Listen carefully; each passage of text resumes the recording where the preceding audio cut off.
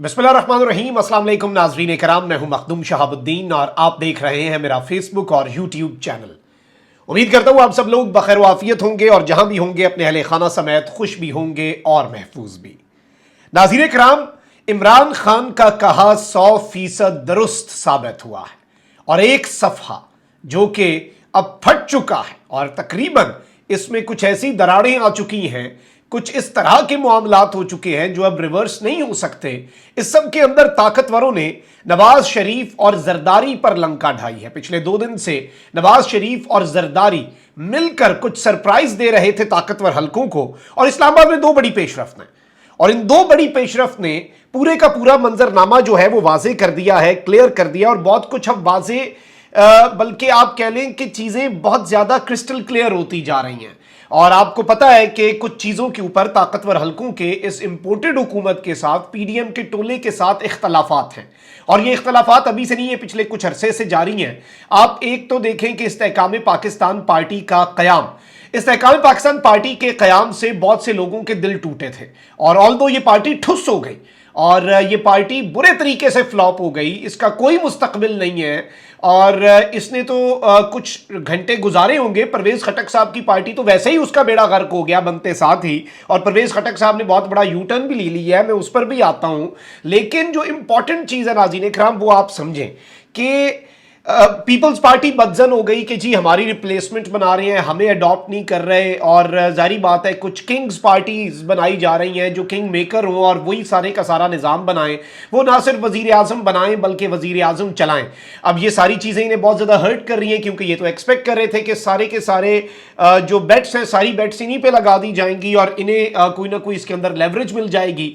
तो एक तो ये मसला है। दूसरा निगरान वजीर आजम वाला मामला है। निगरान वजीर आजम के नाम पर भी मामला जो है वो थोड़ा सा खराब हो गया हुआ है, और गालिबन कोई टेक्नोक्रेट सेटअप जो है वो नहीं लाना चाह रहे हुक्मरान इत्तेहाद वाले, क्योंकि हुक्मरान इत्तेहाद को नाज़रीन इकराम ये लगता है कि अगर इंतखाबात मुलतवी होते हैं, अगर इंतखाबात वक्त पर नहीं होते, तो उस दौरान खान या तो दो चीजें तो होनी है। एक तो ये कि खान दोबारा उठ सकता है। चलें ठीक है, ताकतवर हलकों ने खान को नहीं उठने दिया, खान को और ज्यादा गिराते गए और ज्यादा दबाते गए, मान लिया। तो पीडीएम की जमातों को यह लग रहा है हमारी रिप्लेसमेंट तैयार होगी, जेयूआई को धचका लगा नहीं है अब केपी में, और परवेज खटक साहब की पार्टी कम से कम ये कामयाब हो या नाकाम हो ये मंसूबे, लेकिन ये नियत तो वाजे कर रहे हैं ना, ये क्लैरिटी तो दे रहे हैं कि इस सारी की सारी सिचुएशन में अब मामलात किस तरफ को जा सकते हैं, क्या बन सकते हैं। अब जरा मैं 3-4 पहले तो बड़ी अपडेट्स आपके सामने रख देता हूं, और फिर ये जो मैंने पूरा बैकड्रॉप आपके सामने रखा है उसकी आपको कहानी समझ आ जाएगी जो इस्लामाबाद में 2 बड़ी पेशरफ्त हुई है। पहले मैं आपको ये बता दूं कि इस वक्त पाकिस्तान तहरीक इंसाफ के कई रहनुमा, क्योंकि परवेज खटक साहब की पार्टी जो है उसमें शमूलियत की तरदीद कर चुके हैं, तो यहां पर अब एक बड़ी खबर है, और बड़ी खबर नाज़रीन इकराम यह है कि पीटीआई पार्लियामेंटेरियंस जो है उसके इजलास में शिरकत के लिए यह कंफर्म हो गया है कि 2 एमपीएस जिन्हें कल गिरफ्तार किया गया था उन्हें जेल से लाया गया। मतलब कौन है जो ये सारा प्रोसेस फैसिलिटेट कर रहा है? खैबर पख्तूनख्वा के अंदर एक नाम निहाद निगरान हुकूमत है। कौन इतना ताकतवर है कि जेल से 2 बंदों को लाकर इजलास में शिरकत करवाई जाती है, और पीटीआई पार्लियामेंटेरियंस नामी उस गुब्बारे जिसकी हवा निकल चुकी है उस पार्टी में शामिल करवा दिया जाता है। अब मैं आपको यहां पर यह बताऊं, परवेज खटक साहब बहुत से इंकशाफात भी कर रहे हैं, और खान साहब के ऊपर उन्होंने आप कह लें कि अपनी तोपों का रुख जो है वो इमरान खान साहब के ऊपर भी कर लिया है। पाकिस्तान तहरीक इंसाफ पार्लियामेंटेरियंस के सरबराह और साबिक वजीर दिफा परवेज खटक ने कहा है कि 3-4 मरतबा तहरीक इंसाफ ने इलेक्शन के मौके जाया किए, अगर ये राज खुल गया तो सबकी आंखें खुल जाएंगी। पाकिस्तान तहरीक इंसाफ के हवाले से ये 57 अराकीन कौमी असम्बली और सूबाई असम्बली तोड़ने का जो दावा था वो तो वैसे ही इनका झूठ साबित हो गया है। और परवेज खटक साहब जो है उन्होंने अभी गुफ्तगू की है एक निजी टीवी चैनल के साथ, और उन्होंने वहां पर कहा है कि नहीं जी ऐसी बात तो है ही नहीं, और ऐसे तो कोई मामला ही नहीं है, ये फहरिस्त तो थी नहीं। मतलब अब फहरिस्त से मुकरना ही है, जब बंदे मुकर गए, जब बंदे आपको झूठा कर रहे हैं फिर आपने यही कहना ये फहरिस्त तो हमारी थी नहीं। फिर किसने बनाई ये फहरिस्त? कौन था? या तो ये आपका प्लान था फिर, या फिर आपको बनाई दे दी गई थी, आपको इतना पता नहीं था। और परवेज खटक साहब कह रहे हैं कि जी पीटीआई वाले झूठ बोलते हैं, और फिर इस तरह के बातें भी कि जी जारी बात है कि बात करते रहते हैं जो डॉग्स हैं, और इस तरह की चीजें भी परवेज खटक साहब, और इसमें गुस्सा बहुत ज्यादा है।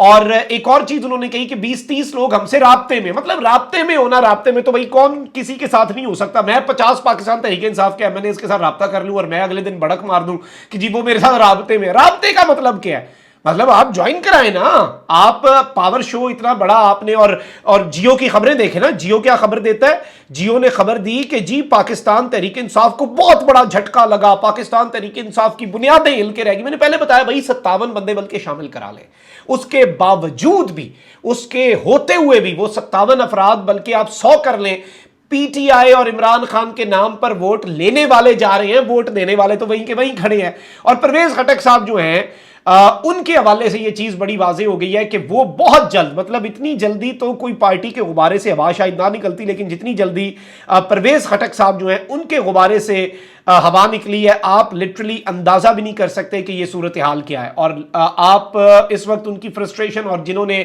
उन्हें मजबूर किया ये पार्टी जल्दी जल्दी बनाने का, इस्तेहकाम पाकिस्तान पार्टी के फेल्ड प्रोजेक्ट के बाद पीटीआईपी बनाने का, तो पीटीआईपी जो है वो तो बिल्कुल आप कह लें कि दबड़दूस हो चुकी है, उसमें तो कोई दूसरी राय नहीं है, कोई दूसरा ऑप्शन ही नहीं है। अच्छा, अब यहां पर मैं आपको यह भी बता दूं कि पीटीआई के लोग जो डटे हुए हैं उनके लिए प्रॉब्लम्स बन रही हैं। लाहौर हाई कोर्ट ने परवेज इलाही की खुफिया मुकदमात में गिरफ्तारी रोकने और हिफाजती जमानत देने से मुतल्लिक जो फैसला था लाहौर हाई कोर्ट का, वो मुअत्तल कर दिया है। और इस सब के अंदर मैं आपको ये बता दूं कि पंजाब हुकूमत की अपील थी कि परवेज इलाही साहब की गिरफ्तारी रोकने और हिफाजती जमानत देने से मुतल्लिक एक फैसला था, उस पर पंजाब हुकूमत, मैंने पिछले व्लॉग में आपको बताया कि वो अपील करने जा रही है। तो साबिक वज़ीर आला पंजाब की खुफिया मुकदमात में गिरफ्तारी रोकने के फैसले के खिलाफ पंजाब हुकूमत की अपील पर समाअत हुई। लाहौर हाईकोर्ट के 2 रुकनी बेंच ने सिंगल बेंच का फैसला मुअत्तल कर दिया। अदालत ने यकम अगस्त के लिए तमाम फरीकैन को नोटिस जो है वो जारी कर दिए। Now this is also something very big, something also very important. वहीं दूसरी जानिब पीटीआई पार्टी फंडिंग केस में शोकाज नोटिस की कार्रवाई के मामले पर इलेक्शन कमीशन ने इस्लामाबाद हाई कोर्ट के सिंगल रुकनी बेंच जो है उसका फैसला चैलेंज कर दिया। एक परवेज इलाही साहब के सिंगल बेंच का फैसला चैलेंज हुआ। अब इस्लामाबाद हाई कोर्ट में election commission foreign funding case वाले मामले के अंदर क्या कर रहा है। पीटीआई की दरखास्त पर 6 जून को इस्लामाबाद हाई कोर्ट के single bench justice Babar Sattar ने फैसला जारी किया था, जिस पर इलेक्शन कमीशन ने इंट्रा कोर्ट अपील दायर कर दी है, जिसमें मौकफ इख्तियार किया गया है कि सिंगल बेंच ने अपने फैसले में कहा था कि फैक्ट फाइंडिंग रिपोर्ट कोई हतमी फैसला नहीं और यह तयशुदा कानूनी उसूलों के खिलाफ है, जिसे कलअदम करार दिया जाता है। और इस सब के अंदर मैं आपको यह बता दूं कि 6 जून के फैसले में जस्टिस बाबर सत्तार साहब ने कहा था कि इलेक्शन कमीशन के शोकाज नोटिस के जवाब में पीटीआई इख्तियार समात समेत कानूनी नुकात उठाने की मजाज है। पीटीआई ये उठा सकती है सवालात और ये तमाम तर मामला। तो इधर से भी समझ आ जाती है कि ये मामला अब किस तरफ को जा रहा है, ये सूरत हाल जो है ये क्या रंग और क्या रुख इख्तियार कर सकती है। इधर से भी आपको समझने में काफी आसानी मिल जाएगी कि प्रॉब्लम्स पीटीआई के लिए नहीं कम होनी, लेकिन फंडा कहां पे पड़ा है अब ये समझे। साबिक वजीर खारजा और पाकिस्तान तहरीक इंसाफ के वाइस चेयरमैन शाह महमूद कुरैशी साहब ने शिकवा किया है कि निगरान वजीर आजम कौन होगा 2 बड़ों में फैसला हो चुका है। अब ये 2 बड़े कौन है, ये मानी खेज है। 2 बड़े क्या शहबाज शरीफ और जरदारी साहब है, या क्या 2 बड़े शहबाज शरीफ साहब और कोई और बड़े हैं, ये इंपॉर्टेंट है। इन्होंने कहा लेकिन हमें एतमाद में नहीं लिया गया, निगरान वजीर आजम का फैसला हो चुका है। और इन्होंने कहा कि पीटीआई चेयरमैन को अदालतों से रिलीफ मिला है। हुकूमत चेयरमैन पीटीआई के खिलाफ मनगढ़ंत केसेस बना रही है। हुकूमत 90 रोज के इंतखाबात को तरजीह देते हुए नजर आ रही है। इलेक्शन की तारीख इलेक्शन कमीशन ने देनी है। इन्होंने कहा कि अब यह इबहाम नहीं रहा कि निगरान वजीर आजम कौन होगा, 2 बड़ों में फैसला हो गया है, बाकियों को कुछ मालूम नहीं। क्या बंद कमरे का फैसला मुसल्लत किया जाएगा। लाहौर की बैठक में दुबई के फैसलों पर मोहरे तस्दीक जो है वो सब्त की गई। और इस सब के अंदर मैं आपको यह बता दूं कि शाह महमूद कुरैशी ने कहा कि पाकिस्तान तहरीक इंसाफ एक अहम स्टेक होल्डर है, उसे एतमाद में नहीं लिया गया। और इसके हवाले से दीगर चीजें भी शाह महमूद कुरैशी साहब जो है उन्होंने कही। अलबत्ता ऑल दो फैसला हो चुका हुआ है, लेकिन वजीर आजम के मुशीर जो है कमर जमान कारा, उन्होंने कहा कि शहबाज शरीफ ने निगरान सेटअप के लिए मुशावरती अमल जो है वो शुरू कर दिया है। और वजीर आजम ने इत्तेहादियों से मशवरे के बाद लीडर ऑफ अपोजिशन से मुशावरत का फैसला किया। ऑल दो लीडर ऑफ अपोजिशन बेचारा क्या है और उन्होंने क्या कर लेना है और क्या नहीं करना, ये आपको भी पता है, ये मुझे भी पता है। अच्छा, वहीं दूसरी जानिब जो बड़ा एक धचका लगा है, ताकतवरों ने एक बहुत बड़ा सरप्राइज दिया है, वो ये है नाज़रीन कराम, जो मैंने अपने इब्तदाई में आपके सामने बात की। 8-9 बड़ी डेवलपमेंट्स भी रखना बहुत ज़रूरी था आपके सामने, क्योंकि मेरी कोशिश होती है कि सारी खबरें उस वक्त तक की जब तक व्लॉग शूट हो रहा हो, मैं उसे बना रहा हूँ आपके सामने, जब आप उसे देख रहे हैं उस वक्त तक की सारी खबरों का मैं अहाता कर लें। छोटी छोटी खबरें आगे चल के बहुत ज़्यादा चीज़ों को शेप करती हैं। अच्छा, अब नाज़रीन कराम जो सूरत हाल बन चुकी है, आप ये देखें कि एक तो ये कि वो मरदमशुमारी वाला मसला था ना, और मरदमशुमारी को एक टूल के तौर पे यूज़ किया जाना था ताकि इलेक्शंस डिले हो। हुक्मरान इत्तेहाद को लगता है कि इलेक्शन डिले नहीं होने चाहिए, इलेक्शन आगे नहीं जाने चाहिए, क्योंकि इस दौरान इमरान खान को नुकसान होना हो, हमें तो कन्फर्म नुकसान होना है। हमारी रिप्लेसमेंट्स तैयार की जा रही है। इस्तेहकाम पाकिस्तान पार्टी को अपने कदम जमाने की, पीटीआई पार्लियामेंटेरियंस को अपने कदम जमाने की, 1-2 मजीद जो ग्रुप्स छोटे छोटे बनाए जाएंगे उन सबको अपने अपने कदम जमाने का मौका मिल जाएगा। और ये मौका जब उन्हें मिलेगा तो वो अपनी कार्रवाई कर देंगे, वो अपनी वारदात डाल देंगे, वो अपने मामलात अपने हिसाब से चला लेंगे। तो obviously this is something which is very very very important, और इसीलिए वो क्या कह रहे हैं कि जी नई मरदमशुमारी के तहत नहीं, पुरानी मरदमशुमारी के तहत होगा। और इसके अंदर इन्होंने, हुक्मरान इत्तेहाद ने यह भी कहा कि अगर ये बात है कि इलेक्शन कमीशन ने तो मरदमशुमारी के मुताबिक ही करवाना होता है इलेक्शन, तो हम काउंसिल ऑफ कॉमन इंटरेस्ट जो है उसमें से हम पास ही नहीं करेंगे, इस मरदमशुमारी को हम अप्रूव ही नहीं करेंगे। फिर क्या डिलिमिटेशंस, क्या नई हल्काबंदियां, क्या नई मरदमशुमारी के तहत। लेकिन अब यहां पर एक नया पॉइंट जो है वो सामने आया है और एक लॉन्चिंग हुई है। लॉन्चिंग किसकी हुई है? एमक्यूएम की। और एमक्यूएम पाकिस्तान के कन्वीनर खालिद मकबूल सिद्दीकी ने कहा है कि इलेक्शन वक्त पर कराने के बहाने और जो चोर दरवाजे ढूंढे जा रहे हैं उसे कबूल नहीं करेंगे।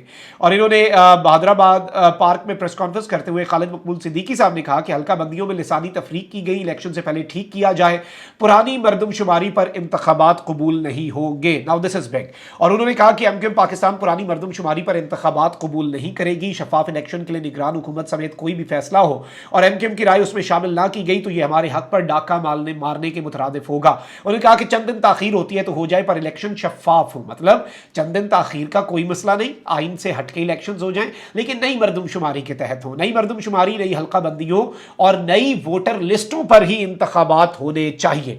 कन्वीनर एमक्यूएम का कहना था कि विफाकी हुकूमत और खास तौर पर मुस्लिम लीग नून की जिम्मेदारी है कि आम इंतखाबात के हवाले से अहम फैसलों पर एमक्यूएम को एतमाद में लिया जाए। एमक्यूएम पाकिस्तान ने 2018 के बाद मौजूदा और साबका हुकूमतों से जो वादे किए वो पूरे किए, ताहम एमक्यूएम पाकिस्तान अब भी मौजूदा हुकूमत से मुआहदे की सूरत में किए गए मुतालबे पूरे होने की मुंतज़िर है। उन्होंने मुतालबा किया कि एमक्यूएम लंदन के नाम पर शहर का अमन खराब करने की साजिश की जा रही है, वो भी बात की। और उन्होंने कहा कि कराची के अवाम हौसला रखें और किसी मनफी सरगर्मी का हिस्सा ना बने। अब ये प्रेस कॉन्फ्रेंस जो है ज़ाती तौर पर नाज़रीन इकराम, अगर मैं अपनी बात करूँ तो मेरे लिए बहुत ज़्यादा इंपॉर्टेंस की हामिल है और बहुत ज़्यादा अहम है, और इसे जितना ज़्यादा अहम कहा जाए वो कम होगा, क्योंकि एमक्यूएम ने, बल्कि आप कह लें कि ताकतवर हल्कों को जो एक सरप्राइज़ दिया नवाज शरीफ साहब और जरदारी साहब ने, शहबाज शरीफ साहब और जरदारी साहब की मुलाकात के बाद, जिसमें इन्होंने कहा कि जी हम असम्बली भी तहलील कर देंगे, मैक्सिमम नवंबर तक इलेक्शन जाएंगे, 10 नवंबर तक इलेक्शन होने ही होने हैं। और मरदमशुमारी जो है, पुरानी मरदमशुमारी के हवाले से आपको पता है कि राना सनाउल्लाह और एहसन इकबाल साहब ने स्टेटमेंट्स दे दी। मतलब ये क्लियर मैसेज था ताकतवरों को कि आप प्लीज कोशिश ना करें। और इवन निगरान हुकूमत में सियासी नाम इसलिए कंसिडर किए जा रहे हैं कि अगर हम पूरा एक टेक्नोक्रेट सेटअप ले आएँ तो उससे कंट्रोल करना ताकतवरों के लिए आसान होगा। तो ऑब्वियसली उन्होंने अपना पता खेला, तो अब यूं लग रहा है कि एमक्यूएम की जो प्रेस कॉन्फ्रेंस है ये एक और पता खेल दिया गया। एंड आने वाले दिनों में देखें क्या होता है और किस तरफ को मामला जाते हैं। कमेंट सेक्शन में राय का इजहार जरूर करें। अपना बहुत ख्याल रखें। अल्लाह निगहबान। पाकिस्तान जिंदाबाद।